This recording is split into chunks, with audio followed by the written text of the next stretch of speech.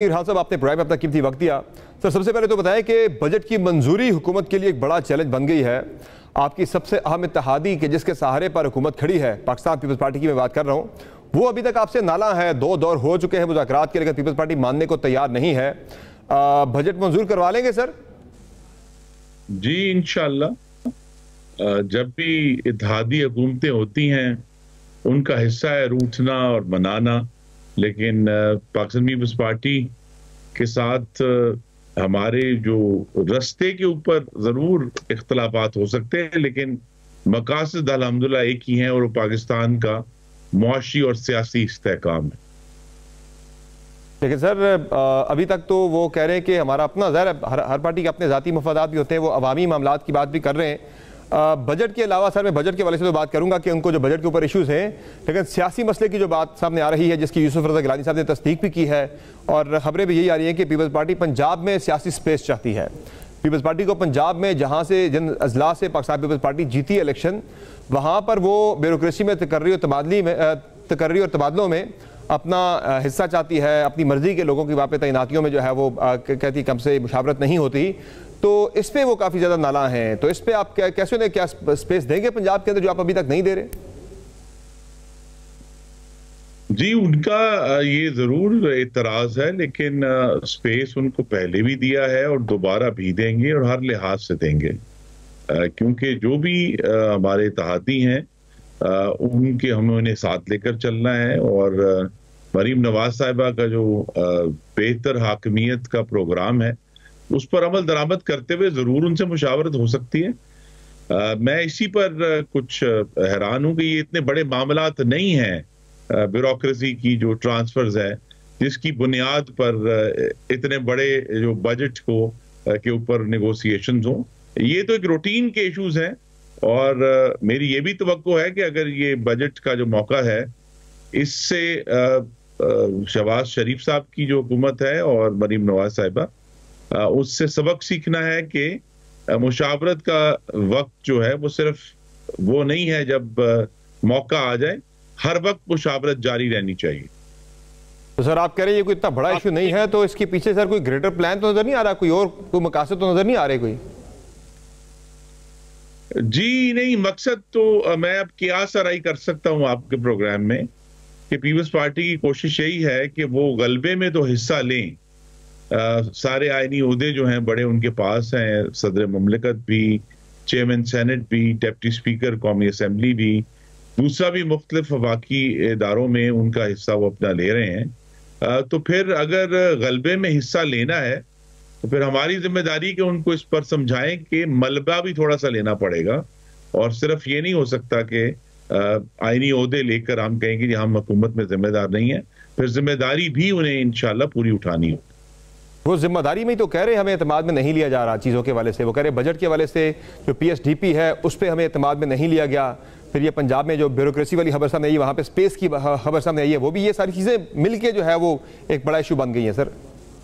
जी, वो इशू मैं अभी भी बड़े अदब से अर्ज करूंगा कि इशू इतना बड़ा नहीं है। इस पर थोड़ी सी मुस्तादी की जरूरत है, और अगर शहबाज शरीफ साहब के वुज़रा और मरीम नवाज साहिबा के जो टीम है वो इस पर काम करें तो ये इंशाल्लाह ईद की छुट्टियों के दौरान ही मसला हल हो सकता है। यानी आप की गुफ्तगू से मुझे ये लगा कि जो हदफ है पीपल्स पार्टी का, वो मुआशी अहदाफ से ज्यादा वो सियासी अहदाफ ज्यादा है सर। जी, इसमें कोई शक नहीं है, और हमें इस पर कोई हैरानी भी नहीं होनी चाहिए। वो एक सियासी जमात है, वो हर सूबे में अपना स्पेस चाहते हैं। वो आने वाला इंशाल्लाह जो अगला 2029 का इलेक्शन है उसके बारे में भी सोच रहे हैं। तो सब जमातें अपनी मुस्तकबिल की पेशबंदी करते हैं और ये उसका हिस्सा है। लेकिन सर, मसला सर, जो अगर हम मुआशी मसाइल की बात करें तो इस बजट के अंदर भी एक तो ऑलरेडी जिस तरह मैंने PSDP की बात की, उसमें वो कह रहे हैं हमें एतमाद में नहीं लिया गया। फिर दूसरा जो अहम मसला है, आपने तनख्वाहदार जो तबका है उस पर आपने बड़ा बोझ डाल दिया है।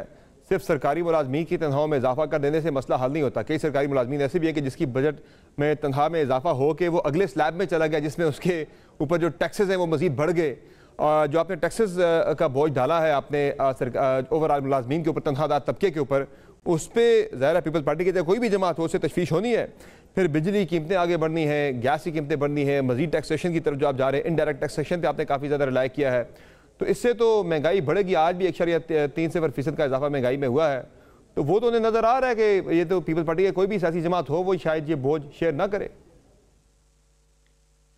دیکھیے اس میں دو باتیں. ایک تو یہ ہے کہ جو اگر معاشی معاملات میں وہ بھی کافی عرصہ حکومت کر چکے ہیں, اگر ان کی کوئی ایسی تجاویز ہے جس سے اس بجٹ کو بہتر بنایا جا سکتا ہے, تو بجٹ کو قومی اسمبلی میں پیش کرنے کا مقصد ہی یہ ہوتا ہے کہ اگر کوئی تجاویز بہتر آ سکتی ہیں تو وہ ڈیبیٹ کے آخر تک موقع ہوتا ہے کہ اس پہ.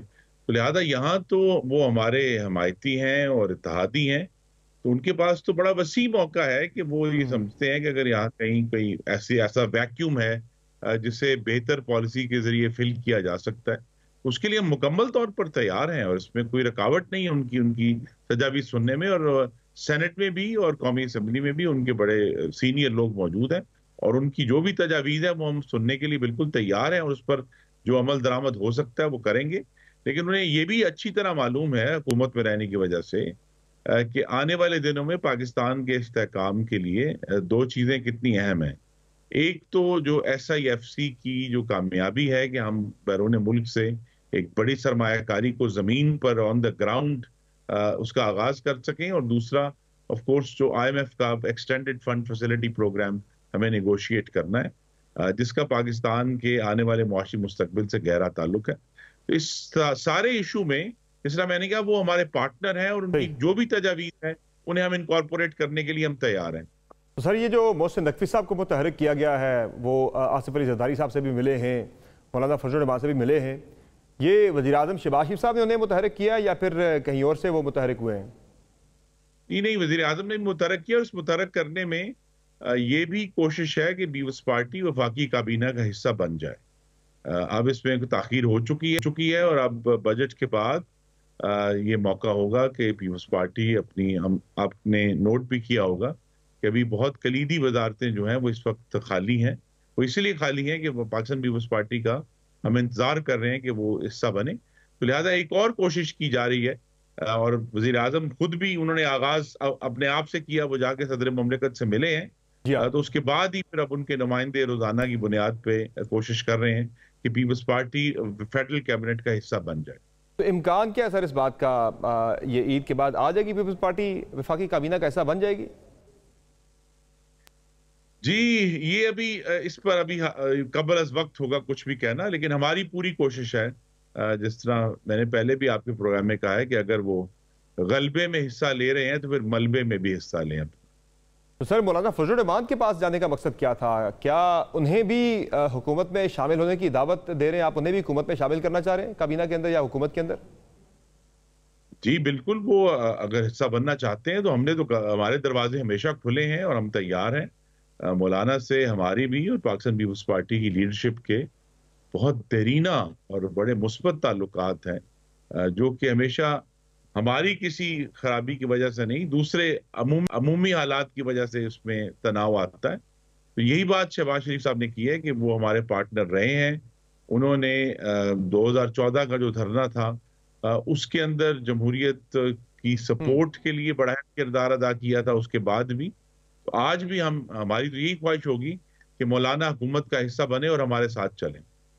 جو آپ نے کچھ دیر پہلے بات کی تھی خرم صاحب کہ کچھ اہم وزارتیں ابھی تک جو ہیں وہ خالی رکھی گئی ہیں پیپلز پارٹی کی وجہ سے, تو کشمیر کمیٹی کی چیئرمین بھی ابھی تک حکومت نے کسی کو نہیں دی, تو کیا وہ مولانا صاحب کی انتظار میں ہی آپ نے ابھی تک خالی چھوڑی ہے وہ اہم ترین پوزیشن؟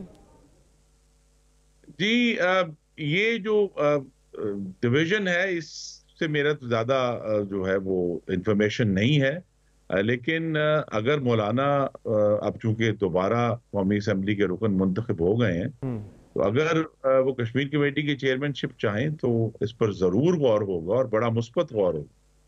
تو سر مجھے یہ بتائیں کہ جو آپ کہتے ہیں پچھلے دھرنے میں مولانا فضل الرحمان جو ہے وہ کھڑے تھے آپ کے ساتھ, اب کی مرتبہ آپ کو اس بات کا بھی خطرہ ظاہر نظر آ رہا ہے کہ تحریک انصاف کی طرف سے بڑا واضح طور پر آ چکا ہے دو ٹوک پیغام. کل بھی عمر ایوب صاحب یہ بات کر رہے تھے کہ ہم نے تو مذاکرات کی ایک آفر کر دی تھی گورنمنٹ کو کہ ہم مذاکرات کرنا چاہتے ہیں, خان صاحب نے گرین سگنل بھی دے دیا تھا پچھلے ہفتے, اور کہتے ہیں حکومت اگر سنجیدہ نہیں ہے مذاکرات میں تو پھر دمادم مست کلندر ہوگا, پھر سڑکیں گرم ہوں گی اور پھر پاکستان تحریک انصاف کی طرف سے اعلان جنگ ہے وہ کرے پھر. تو پھر مولانا فضل الرحمان بھی ان کے ساتھ پھر سٹیج پہ ہوں گے، اگر دھرنا ہوتا ہے دھرنے کے سٹیج پہ ہوں گے، پھر وہ شاید پارلیمنٹ میں آپ کے ساتھ نہ بیٹھے ہوں۔ یہ ہے کہ دمادم سے تو ہمیں بالکل کوئی پریشانی نہیں ہے، لیکن یہ ضرور کوشش ہے کہ عوام کے مسائل کے لیے اگر تحریک انصاف یا سنی اتحاد کونسل گفتگو و مذاکرات کرنا چاہتے ہیں تو ہم ہر وقت تیار ہیں۔ اب ان کا بھی ایک امتحان ہے کہ اب جب انشاءاللہ اگلے ہفتے بجٹ پر بحث شروع ہوگی اور لیڈر آف دی اپوزیشن بات کریں گے تو وہ کیا بات کرتے ہیں، کیا ان کے پاس عوام کے مسائل کا حل کوئی ہے؟ ابھی تک تو نظر نہیں آیا۔ تو بجائے یہ کہ وہ حکومت کو غیر معاشی معاملات کے اوپر گھسیٹتے رہیں جن کا عوام سے کوئی تعلق نہیں ہے، ان کے سیاسی معاملات ہیں، سیاسی تناؤ ہے، تو ان کا بھی امتحان ہے۔ تو اگر ان کے وہ تو حل بتا رہے ہیں، وہ تو حل پہلے دن سے بتا رہے ہیں خرم صاحب، وہ تو ایک حل پہلے دن سے بتا رہے ہیں۔ وہ کہتے ہیں عوام کے حق کی حاکمیت کو مان لیا جائے، فارم 47 اور 45 کی جو کنٹروورسی ہے اس پر ایک کمیشن قائم کر دیں، جس کا مینڈیٹ اسے دے دیں جناب، تو معاملات بالکل ٹھیک ہو سکتے ہیں۔ عوام کا اعتماد جب بڑھے گا تو سرمایہ کاری بھی آئے گی، سب کچھ ہوگا۔ لیکن اب وہ بڑی دلچسپ گفتگو ہے۔ جب یہی مطالبہ ہم نے ان سے 2018 میں کیا تھا تو انہوں نے ایک پارلیمانی کمیشن بنایا تھا، تو جو تحریک انصاف کا اپنا بنایا گیا حل ہے وہ ہم ان کو دوبارہ دینے کے لیے تیار ہیں، اور پارلیمانی کمیشن اگر وہ چاہیں تو وہ کل بن سکتا ہے۔ صحیح ہے، آپ انہیں پی ایس سی کی چیئرمین شپ دینے کے لیے تیار نہیں ہیں، آپ مینڈیٹ انہیں واپس کہاں ملے گا؟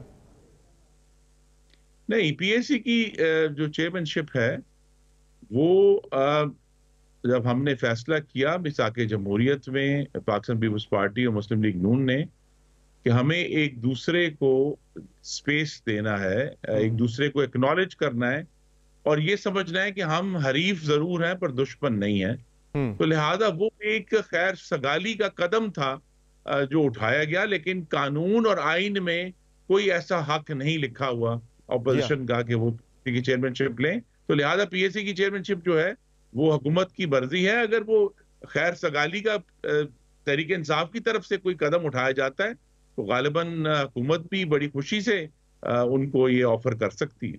تو وہ خیر سگالی کے قدم سے کیا مراد ہے آپ کی؟ وہ مذاکرات کے لیے گرین سگنل دے چکے، آپ 5-6 دن ہو گئے خان صاحب نے جیل سے گرین سگنل دیا ہے، بیرسٹر گور صاحب کے مطابق ابھی تک حکومت نے اس پر کوئی رسپانس نہیں دیا، کوئی سنجیدہ جواب اس پر نہیں دیا۔ آپ کی طرف سے بھی ہونا تو یہ چاہیے تھا کہ آئیڈیلی کہ آپ بھی کمیٹی بنا دیتے، آئیں بھی کرتے ہیں مذاکرات، یا وزیر اعظم کوئی انیشیٹو لیتے اس پہ، صدر صاحب لیتے، یا میاں نواز شریف صاحب کہتے ہیں بھائی آئیں میں آگے بیٹھتا ہوں، بات کرتے ہیں، مذاکرات کرتے ہیں، ملک کو نکالتے ہیں مسائل سے۔ کوئی جواب نہیں آیا۔ دیکھیے، وہ جو پاکستان کے عوام کی حکومت کی ذمہ داری ہے، شہباز شریف صاحب وہ نبھا رہے تھے۔ وہ پہلے آپ کو معلوم ہے پچھلے ہفتے چین تشریف لے گئے تھے، بڑا اہم دورہ تھا، اس کے فوراً بعد بجٹ ہے، تو ہم یہ توقع کر سکتے ہیں کہ آنے والے جو چند دن ہیں عید کی چھٹیوں میں اس پر کمیٹی بن جائے گی اور قومی اسمبلی کا اجلاس جب دوبارہ شروع ہوگا بجٹ پر بحث کے ساتھ، تب تک حکومت کی ایک کمیٹی جو ہے وہ وجود میں آ جائے گی۔ اور محمود اچکزئی صاحب چونکہ اب وہ بھی تحریک انصاف کی طرف سے معاملات کو لیڈ کر رہے ہیں، ایک اتحاد کے چونکہ وہ سربراہ ہیں جو کہ آپ کے خلاف بنا ہوا ہے، اگر محمود اچکزئی بیچ میں ہوتے ہیں تو کیا میاں صاحب اور ادھر سے خان صاحب جو ہے وہ ایک ٹیبل پہ بیٹھ سکتے ہیں، بٹھایا جا سکتا ہے؟ دیکھیے، ہمیں جس طرح میں نے کہا کہ میثاق جمہوریت کا ایک سبق یہ ہے کہ سیاسی جماعتیں حریف ہیں پر دشمن نہیں ہیں، ہمیں ایک دوسرے کو ختم نہیں کرنا، تو لہذا اصولی طور پر لیڈران کا ایک میز پر بیٹھنے میں کوئی ہمیں اعتراض نہیں ہے۔ ایشو یہی ہے کہ اس میز پر رکھا کیا ہوگا مذاکرات کے لیے، اصل سوال یہ ہے جس کا جواب جو ہے وہ پاکستان تحریک انصاف نہیں دے پائے۔